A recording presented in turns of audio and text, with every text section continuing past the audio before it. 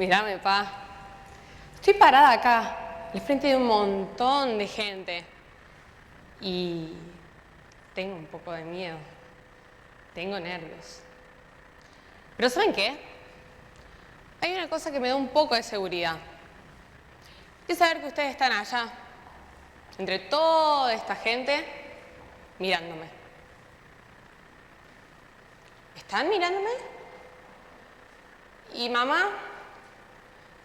¿Y papá?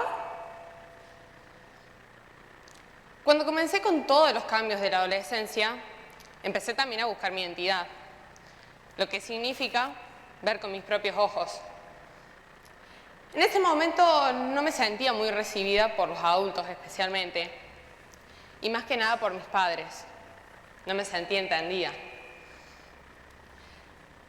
El pensamiento que me visitaba más seguido en ese entonces era el de irme lejos. No sabía dónde, tampoco sabía cómo, y no me importaba. Solo sabía que quería estar lejos, de todo y de todos. Yo creo que no sentirse recibido en la adolescencia es un sentimiento bastante común. Y sobre todo el estar buscando la mirada de alguien que nos guíe, ¿no? Pero que también la ausencia de esa mirada nos puede llevar a sentir miedo, angustia, dolor y en la mayoría de los casos sentirnos insuficientes. El otro día estábamos en una clase de formación para la vida y el trabajo y nuestra profe Cari nos trajo un cuento de Orchansky, el pediatra súper conocido acá en Córdoba. Mírame ma, se llama. En pocas palabras nos hablaba sobre cómo desde que somos chiquititos estamos buscando la mirada de nuestros padres. Entonces Cari nos planteó una actividad de que reflexionáramos sobre el cuento y pensáramos en aquellas miradas que nos habían marcado en nuestras vidas. Comienza la puesta en común, voy yo primero y digo, bueno, me marcaron la mirada de mi mamá, de mi familia del corazón, de mis nonos. Empiezan a pasar mis compañeros y de un segundo al otro me doy cuenta que no estábamos hablando de lo mismo.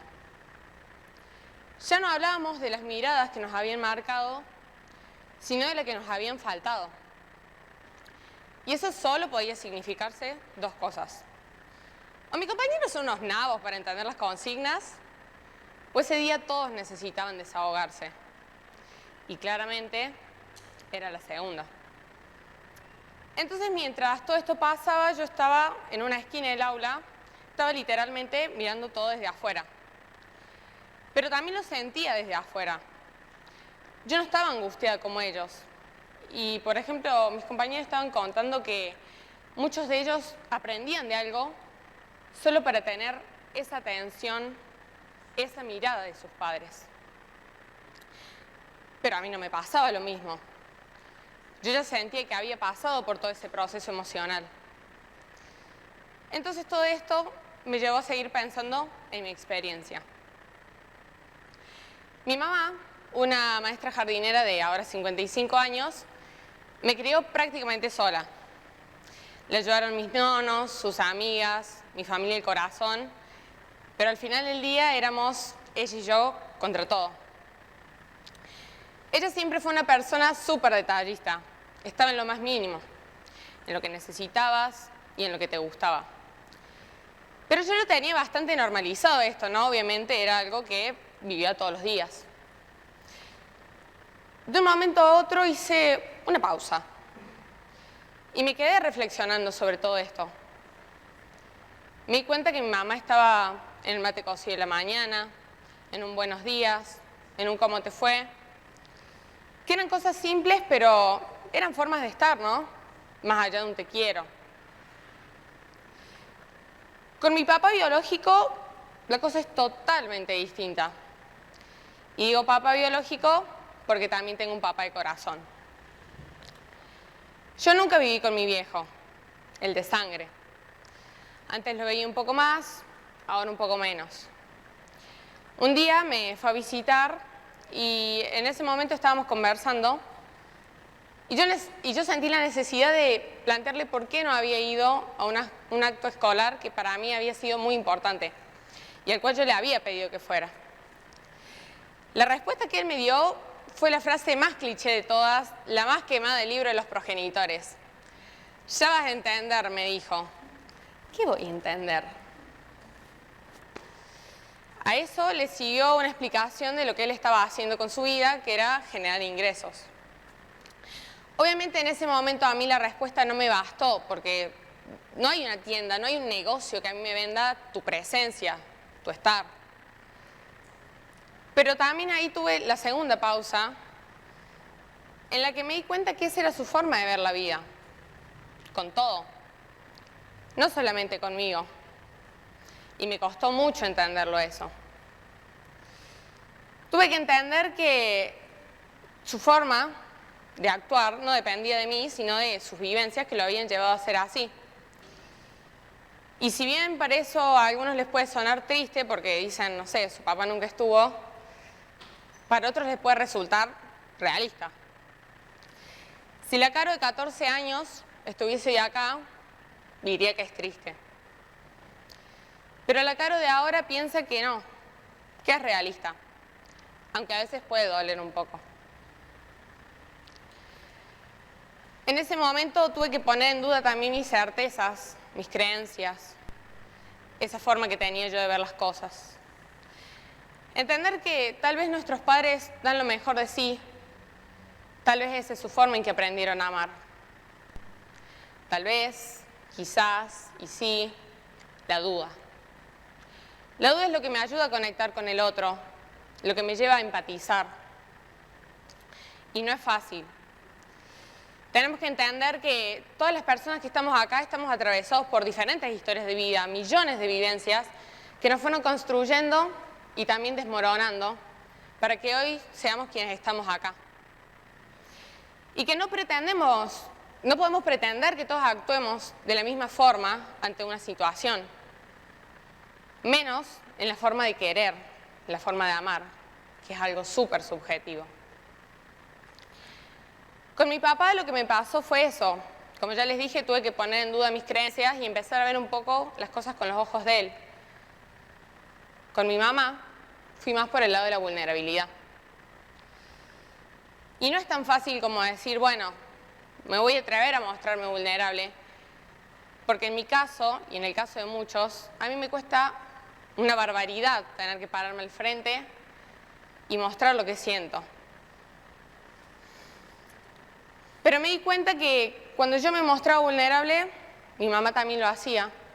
Y de esa forma conversábamos y llegábamos a algo. Para mí la vulnerabilidad es algo que nos hace humanos, nos atraviesa a todos. Pero ¿por qué si nos hace humanos le tenemos tanto miedo? La vulnerabilidad nos puede llevar a lograr muchas cosas buenas juntos, pero también es muy difícil. Y el atreverse a hablar conlleva miedo, conlleva vergüenza, conlleva no saber por dónde empezar, pero es la realidad. Si seguimos transitando por el mismo camino y no hacemos esa pausa, esa reflexión, ¿cómo pretendemos que las cosas cambien, no? Hay un cuento que es el cuento del nudo en la sábana. Nos habla sobre un padre que se pasa todo el día trabajando. Y cuando llega a su casa, su hija está dormido. Es muy tarde ya. Cuando se levanta para irse, el nene sigue durmiendo porque es muy temprano. Entonces lo que este papá hace es dejarle un nudito en la sábana al niño para que cuando él se levante sepa que capaz su papá no le pudo dar ese beso de las buenas noches o ese beso de los buenos días, pero que se tome un tiempito para ir a verlo y estar con él. Hoy yo quiero invitarlos a todos los padres presentes a que encuentren ese nudo en la sábana con sus hijos, esa conexión. Y no hablo de algo extravagante, algo simple, como el mate cocido que me pasó a mí, o con un ¿cómo estás? Porque aunque es muy probable que si tienen hijos adolescentes los mandemos a pasear, porque necesitamos nuestro espacio, les puedo asegurar que el simple hecho de saber que ustedes están ahí, se interesan por nosotros, ya significa un montón. Y aunque no se lo digamos, es muy importante. También creo que, obviamente, cuando uno empieza a ser padre, empieza a ver las cosas con otros ojos, no tanto de la diversión, sino que se prioriza la protección. Pero también necesitamos que a veces vuelvan a su infancia, a su adolescencia, a su juventud, y renazcan a través de esas emociones para poder vivir con nosotros esta etapa. A los hijos les quiero decir que no se queden con el ya vas a entender, que pregunten, que indaguen, porque si no van a empezar a cargar con pesos que no son suyos, con la culpa, con algo que no les corresponde. Pero sí tienen cierta responsabilidad en el vínculo con sus padres o con sus seres queridos, porque tienen que entender, tenemos que entender, que los vínculos se trabajan a la par. Solo así se puede llegar a algo. ¿Seremos capaces algún día de poder pasar de los ojos del hijo a los ojos del padre? Hay algo que todos acá, todos los que estamos presentes, tenemos en común. Ustedes, yo, ustedes con sus viejos, con sus hijos, yo con mis viejos. Y es que todos fuimos, somos y seguiremos siendo hijos. Simplemente hijos. Muchas gracias.